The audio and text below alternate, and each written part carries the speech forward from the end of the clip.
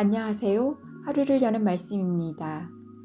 탕아 어거스틴이 성자가 되기까지는 어머니 모니카의 포기하지 않은 눈물 어린 기도가 있었다고 합니다. 오늘 소개해 드릴 책은 기도하는 자녀는 결코 망하지 않는다입니다. 출판사는 도서출판 분이엘이며 저자는 김병태 목사님입니다. 책 속에는 저자가 경험했던 어머니의 기도와 자신이 자녀를 위해 드렸던 아름다운 기도의 추억들이 담겨져 있습니다. 이 책의 구성은 1부 자녀에게 먼저 하나님을 알게 하라, 2부 자녀를 거룩한 기도자로 세우라, 3부 기도하는 자녀는 결코 망하지 않는다, 4부 자녀에게 감동을 주는 기도의 어머니가 되라. 이렇게 4부로 구성이 되어 있습니다. 이 중에서 3부 2장 자녀의 상처를 치유해 주는 기도를 하라, 4부 1장 말로 가르치기보다 행동으로 가르쳐라. 이 두 내용을 오늘 읽어 드리도록 하겠습니다. 유익한 시간 되시길 바랍니다. 자녀의 상처를 치유해 주는 기도를 하라.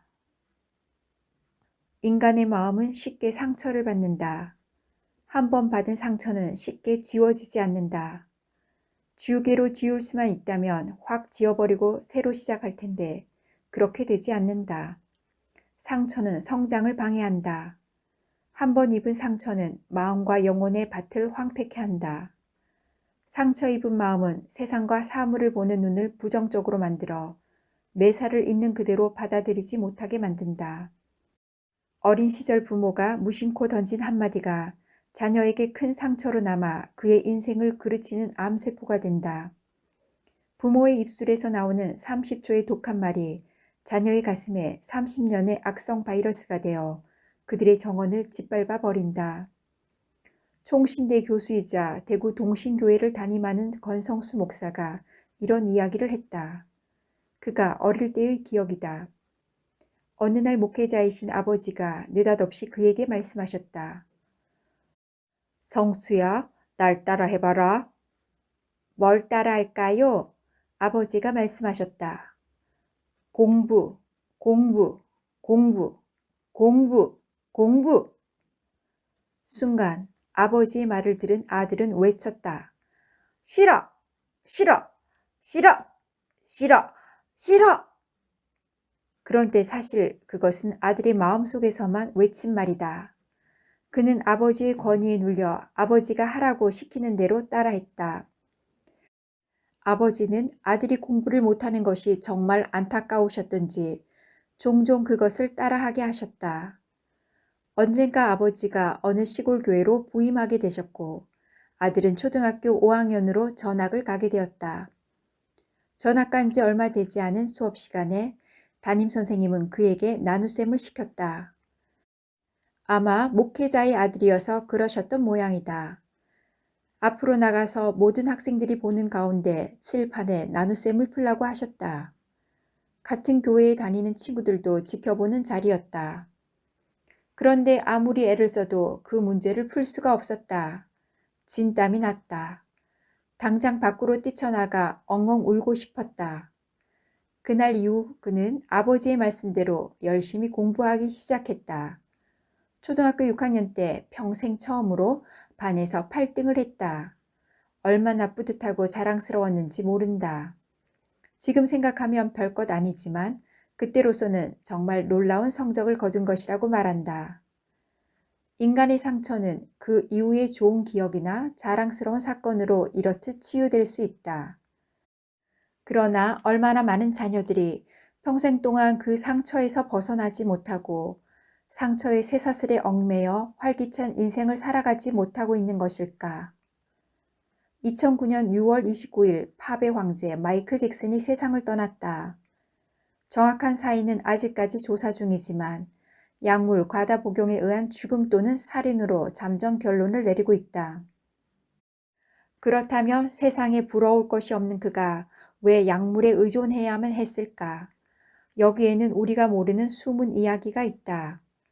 1993년 마이클 잭슨이 오프라 윈프리 쇼에 나와서 아버지와의 관계를 이야기한 적이 있다. 저는 8살부터 쉴 새 없이 일해야 했습니다. 아버지만 보면 무서워서 토할 것 같았습니다.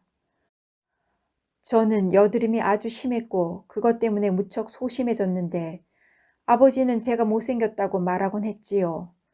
우리가 연습하는 동안 아버지는 채찍을 들고 의자에 앉아 우리를 지켜봤습니다. 제대로 못하면 이 채찍이 내 놈들을 찢어 놓을 거다! 라고 말하면서 마이클 잭슨은 평생 아버지를 아버지라고 부르지 못했다. 그는 아버지에 대한 분노를 십자가의 사랑 앞에서 녹이지 못하고 불행하게 살았다. 그는 미국 MTV에서 방영한 히스 스토리 마이클 잭슨이라는 프로그램에서 성형수술을 하는 근본적인 이유를 아버지를 닮아가는 것이 싫어서라고 말했다. 그렇다. 그는 아버지가 싫어서 성형수술을 했고 성형수술의 부작용으로 약물에 의존해서 살아야만 했다. 그는 평생을 아버지에 대한 분노와 상처에 억눌려 살았다. 돈과 명예를 얻었지만 행복하지도 않았고 인생 최고의 순간을 맛보지도 못했다. 부모가 자녀에게 안겨주는 상처는 이토록 무섭고 지긋지긋하다. 그러기에 부모는 자녀에게 상처를 주지 않기 위해 노력해야 한다. 그러나 아무리 완벽한 부모인들 자녀에게 상처를 주지 않고 양육할 수 있으랴. 부모 생각에 저까짓 것 가지고 무슨 상처야? 라고 무심코 넘겨버리지만 자녀들은 상처를 받는 것이 현실이다. 나의 아들이 초등학교 6학년 시절이었다. 어느 날 점심을 먹으러 갔는데 아내가 아들이 갖고 온 책자를 건네주었다.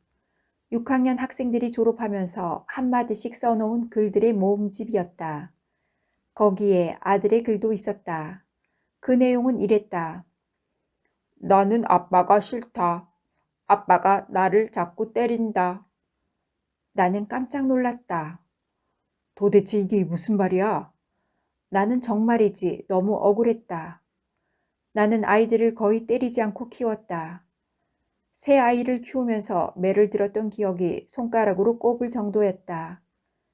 할 말이 있으면 아이와 앉아서 말로 타이르고 책망했다. 훈계조의 잔소리에 불과할 정도의 잔소리 말이다. 그러나 결코 아이들이 그렇게 상처 입을 정도의 매를 들어본 적은 없었다. 그러니 너무나 억울하지 않은가. 그래서 그 이유를 물어보았다. 아들은 미안한 마음에 제대로 말을 하지 못했다. 알고 보니 이런 거였다. 나는 아이가 예뻐서 거실을 오가면서 아들을 안거나 아들의 이름을 부르면서 엉덩이를 손으로 툭 치곤 했다. 그런데 예민한 사춘기에는 그것이 때리는 것으로 느껴졌던 모양이다. 아빠의 사랑이 아들에게는 미움으로 받아들여진 것이다. 그날부터 나는 아들과 대화를 하지 않았다. 아빠의 속상한 마음을 안 아들도 미안했나 보다.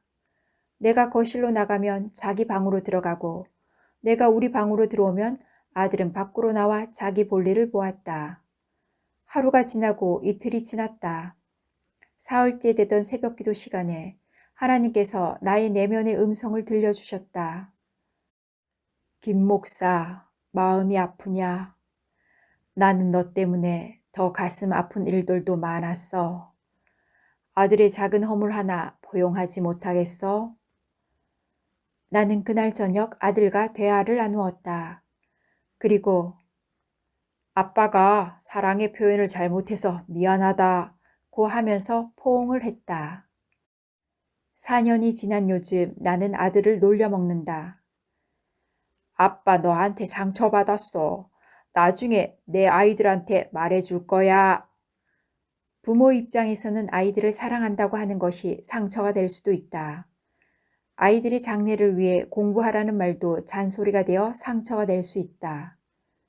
아이들이 친구들과 놀고자 하는데 막는 것, 컴퓨터 게임을 하는 것을 보고 소리치는 것, 학원을 빠졌다고 매를 드는 것 등 아주 사소한 것까지 상처로 남을 수 있다. 그러니 부모 노릇하기가 너무 어렵다. 그래서 나는 아이들에게 가끔 웃으면서 아빠 자리 내놓고 싶다고 말하기도 한다. 요즘 아이들은 학교에서도 심지어 교회에서도 이런저런 상처를 받는다. 이렇듯 부모는 상처받기 쉬운 자녀들을 안고 하나님께 기도해야 한다. 예수님은 우리가 가진 상처를 위해 십자가에서 죽으셨다. 그가 찔림은 우리의 허물 때문이요. 그가 상함은 우리의 죄악 때문이라. 그가 징계를 받음으로 우리는 평화를 누리고 그가 채찍에 맞음으로 우리는 나음을 받았도다.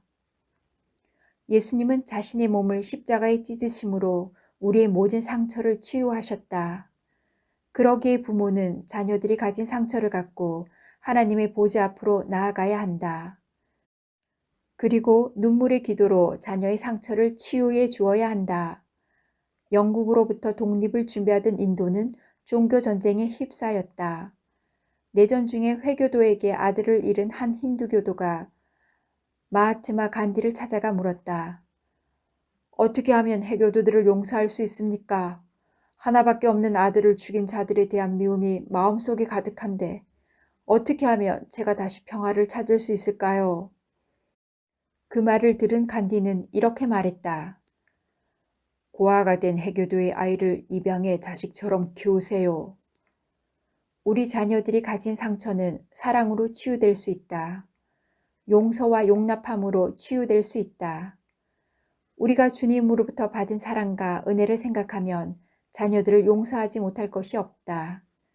용서할 수 없는 자녀의 악행에 대해 은혜의 보좌 앞에서 기도하라. 하나님이 당신과 자녀를 어루만져서 치유하실 것이다. 말로 가르치기보다 행동으로 가르쳐라. 세계 제1차 대전 후 처칠은 대독일 강경책을 인정받아 연립내각의 수상이 되었다. 그는 전쟁을 승리로 이끌어냄으로써 국민적 영웅으로 부상했다. 영국에서 그의 인기가 최고조에 달했을 때였다. 영국의 한 신문이 유치원에서 대학까지 처칠을 가르쳤던 교사와 교수들을 취재했다. 그것을 위인을 만든 스승들이란 제목으로 보도해 큰 화제거리가 되었다. 이 기사를 본 처칠은 신문사에 다음과 같은 편지를 보냈다. 귀 신문사의 조사에서 가장 중요한 스승 한 분이 빠졌습니다. 그분은 나의 어머님입니다. 자녀에게 부모는 최고의 스승이다. 자녀는 학교나 사회에서 배우기 전에 가정에서 부모를 통해서 세상을 배운다. 그러기에 최고의 스승이 가져야 할 교육 덕목 중 으뜸이 말이 아니라 행동이라고 하지 않던가. 그런데 우리 주변에는 기도를 많이 하고 교회 봉사를 많이 하지만 자녀들에게 큰 실망과 상처를 안겨주는 부모들도 적지 않다. 왜 그럴까? 유창하게 기도하고 가르치기는 하지만 그들의 삶은 그렇지 않기 때문이다. 말과 행동이 다르다는 것이다. 말로 자녀를 가르치는 것은 어려운 일이 아니다. 그보다 어려운 일은 보여주면서 가르치는 것이다. 자녀는 말로 배우는 것이 아니라 부모의 행동을 보면서 살아가는 모습을 보면서 배운다. 자녀는 부모의 등 뒤에서 배운다. 부모가 자녀에게 윽박지르면서 구태여 가르치려고 애쓰지 않아도 자녀는 부모를 바라보면서 자연스레 배우게 된다. 요즘 부모들은 너무 많이 알고 있는 것이 탈이다. 사실 너무 많이 알고 있는 부모 때문에 자녀들은 귀찮아하고 힘들어한다. 또 잔소리하네. 우리 엄마는 입만 벙긋하면 잔소리야. 정답을 다 알고 있는 부모로서는 해답을 제시하려고 하는데 자녀들은 그 정답을 듣는 것이 모두 잔소리로 느껴진다. 그래서 자녀들은 우리 엄마 아빠하고는 말이 안 통해. 정말 세대 차이 난다니까? 라고 거부감을 느낀다. 예전과는 달리 요즘은 부모가 자녀에게 거부당하고 상처받는 시대이다. 이 정도 되고 보면 정말 부모 노릇하기 힘들다. 어떤 때는 부모 자리 내던지고 싶어진다. 그러나 부모란 자리는 그럴 수도 없다. 화가 날 때면 차라리 자식 없는 셈 치자고 하는 사람도 있다. 그러나 어디 될 법한 일인가? 그렇다면 어떻게 해야 하는가? 어느 성도의 가정에 대신방을 간 적이 있다. 이런저런 가정 형편을 듣고 하나님의 말씀으로 권면했다. 그 성도는 모태신앙을 갖고 있었다. 그러나 학창시절부터 결혼하기까지 오랜 세월 동안 하나님을 떠나서 살았다. 그러다가 결혼을 해서 다시 신앙생활을 하기 시작했다. 그래서 우리 교회에 등록한 것이다. 등록한 지 6년의 세월이 지났지만 그 성도는 주일 낮 예배에 한 번 참석하고는 수요 예배, 금요 철야 기도회, 새벽 기도회 등 교회의 다른 예배에는 전혀 참석하지 않았다. 그러다 보니 그 성도의 신앙이 도무지 자라지 않았다. 그날도 성경을 찾는데 오랫동안 쩔쩔매고 있었다. 이야기를 나누는 중에 그는 나는 아이들 신앙을 위해 교회에 다닙니다. 고 말했다. 깜짝 놀랐다. 그래서 나는 물었다. 그렇다면 예배를 통해서 하나님의 은혜를 경험해 본 적이 있나요? 예배 가운데 하나님의 임재를 느껴본 적이 있습니까? 그 성도는 글쎄요 라고 하면서 은혜 받은 간증을 하지 못했다.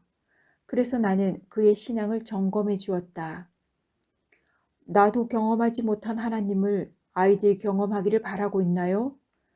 아이들은 말로 배우는 것이 아니라 삶으로 배웁니다. 입으로 아이들을 가르치려고 합니까? 행동으로 가르쳐야 합니다. 행동으로 보이지 않고 아이들에게 배우라고 하는 것은 언어 도단입니다. 나도 기도하지 않으면서 기도하라고요? 나도 읽지 않는 성경을 읽으라고요?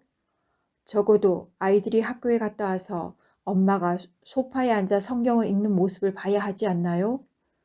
밖에 나갔다가 들어온 아이가 우연히 방에서 눈물을 흘리면서 기도하는 엄마의 모습을 본 적이 있어야 하지 않나요? 도저히 이해하고 용납할 수 없는 상황에서도 하나님의 말씀에 순종하는 엄마의 모습을 아이가 볼 수 있어야 하지 않나요? 엄마도 예배를 통해 하나님의 임재를 경험하지 못하고 은혜를 받은 적이 없는데 아이들이 그렇게 되기를 바란다고요? 너무 과도한 욕심 아닙니까? 아이들의 신앙을 염려한다면 이제부터라도 엄마의 신앙부터 점검하십시오. 그래야 자식들의 영혼을 살릴 수 있습니다. 자신은 술을 마시고 담배도 피우면서 아이에게는 그렇게 하지 말라고 하면 아이가 이해할 수 있겠는가? 자신은 거짓말을 밥 먹듯이 하면서 아이에게는 정직하게 살아야 한다고 하면 아이가 어떻게 받아들일 수 있겠는가? 자신은 예배 중에 졸고 있으면서 아이에게는 예배를 거룩하게 드려야 한다고? 자신은 인터넷에서 떠날 줄 모르면서 아이에게는 게임을 하면 안 된다고? 자신은 텔레비전 채널을 이곳저곳 돌리고 눈을 떼지 못하면서 아이에게는 뭐라고 하는가? 너는 웬 TV를 그렇게 좋아하니? 공부 좀 해라. 제발. 이런 부모는 결코 자녀를 제대로 양육할 수 없다. 자녀 교육은 말보다 행동이 더 효과적이다. 기도도 마찬가지다. 기도를 하라고 말하는 것보다 기도하는 모습을 보여주어야 한다. 기도의 사람 바운즈는 머리가 아니라 심장에 기도에 뜨거운 불을 붙인 사람이다. 그는 우리에게 말로 가르치려 한 것이 아니라 자신의 기도 생활을 통해 행동으로 가르치려 했다. 그는 잠자는 시간만 빼고 쉬지 않고 기도한 사람이다. 그는 기도에 관하여 말한 사람이 아니라 직접 기도한 사람이다. 기도하는 부모 역시 그래야 한다. 내가 하지 않는 기도를 자녀에게 요구한들 무슨 영향력을 끼치겠는가? 기도하라고 명령하기보다 본인이 직접 기도하는 것을 자녀에게 보여주는 것이 가장 효과적인 교육이다. 사랑은 자녀에게 주는 최고의 교육 매뉴얼이다. 사랑을 말하는 것보다 느낄 수 있도록 행동으로 보여주어야 한다. 그것이 바로 영향력이다. 사랑을 많이 받은 자녀는 넉넉한 성품을 갖게 된다. 그러나 사랑을 받지 못한 자녀는 남을 사랑할 줄 모르고 받아들일 줄도 모른다. 사랑을 말로만 하지 말고 보여주고 느끼도록 해주라. 부모가 아이들이 배울 수 있는 행동을 보여주면 아이들은 자신도 모르는 사이에 배우게 된다. 자녀를 사랑하는가? 그렇다면 그들에게 가르치고 싶은 것을 행동으로 보여주고 삶으로 가르쳐라. 기도하는 자녀가 되기를 원하는가? 그렇다면 기도의 중요성을 가르치기보다 기도하는 모습을 보여주라. 당신이 기도하는 모습을 보고 자녀는 감동받게 될 것이다. 그리고 감동받은 자녀는 앞으로 기도하는 삶을 살아갈 것이다.